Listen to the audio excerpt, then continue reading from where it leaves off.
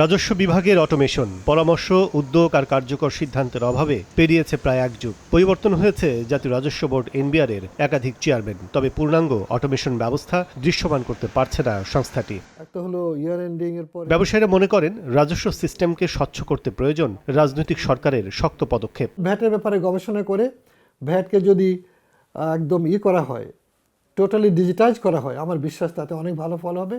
এবং এর মধ্যে যে কারাপশনগুলো আছে, গ্রে এরিয়াগুলো আছে, সেগুলোকে কিন্তু বন্ধ করতে হবে। যেটার পলিটিক্যাল পাওয়ার ছাড়া করা কঠিন, আর স্ট্রং পলিটিক্যাল পাওয়ার দরকার। অর্থনীতিবিদরা বলছেন স্বার্থান্বেষী মহলের সব অনৈতিক বাধা উতরাতে পারত অন্তর্বর্তী সরকার। রিফর্মের ক্ষেত্রে একটা বড় ধরনের বিগ পুশ লাগবে, তো সেই বিগ পুশটা এখন পর্যন্ত ভিজিবল আমরা কোনো কিছু দেখছি না। হয়তো এনবিআর কাজ করছে তার ব্যাকগ্রাউন্ডে।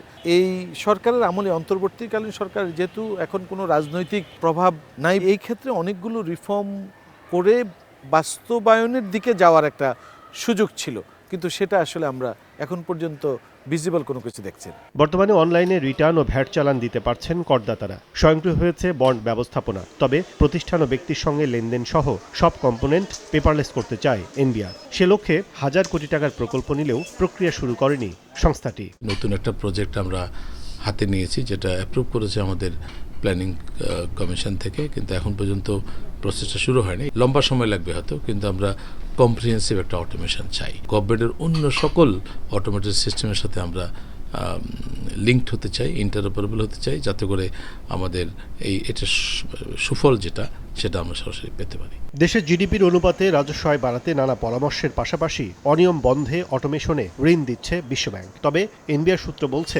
নির্বাচন কেন্দ্রিক রাজনৈতিক ও আমলাতান্ত্রিক অদৃশ্য শক্তির কাছে ধরাশায়ী হয়ে রাঘব বোয়ালদের আর্থিক ফায়দা লোটার সুযোগ দিতেই গতি পাচ্ছে না প্রকল্পটি। কাজল আব্দুল্লাহ, সময় সংবাদ, ঢাকা।